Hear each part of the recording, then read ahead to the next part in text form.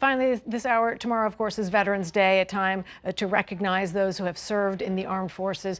The U.S. Census Bureau estimates that there are more than 15 million vets in the U.S., and some of them, of course, facing a different battle when they return home from combat, dealing with post-traumatic stress disorder. So joining me now to talk more about this is Dr. Jennifer Perusini. She is a neuroscientist who specializes in PTSD treatment. So thank you so much for coming on the Rush Hour. Thank you for having me.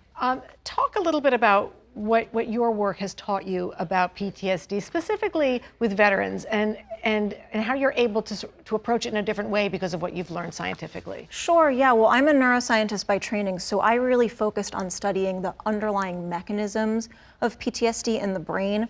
And PTSD is one of the largest and most significant mental health challenges that veterans can face. Of course, it doesn't just affect veterans.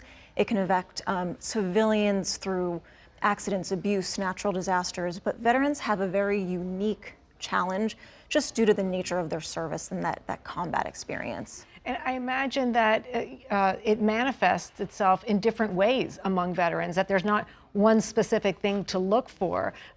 Does that play out in your work as well, in the science of it? Sure. Well, there are certainly different symptoms that can manifest: re-experiencing the memories and reliving those memories, emotional hypervigilance and depression symptoms. However, it's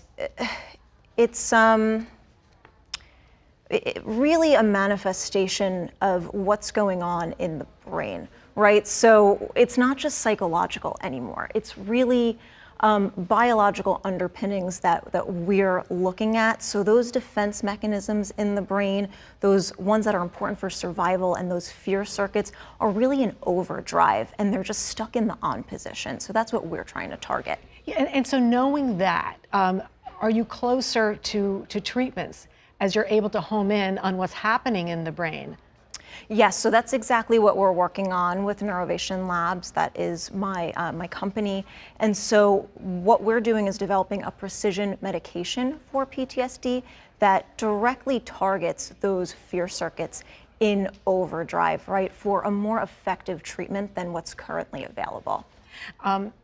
What is the risk in terms of if you're treating something, not wanting it to go into overdrive to manage the PTSD, while at the same time keeping other emotions alive in the brain? Right, so that's very, very important, and it's definitely a push-pull.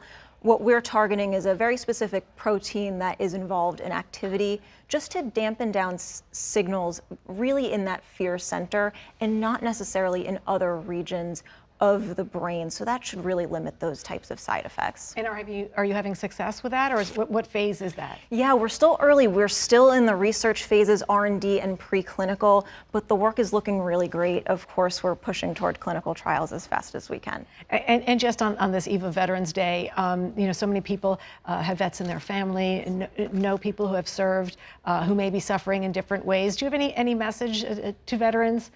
I think the best thing that veterans can do is just be able to talk about what you're going through, talk to your caregivers, talk to your support system, because the more stories we hear, the better the community can understand, and the clinicians and the scientists can understand, so that we can personalize care for you.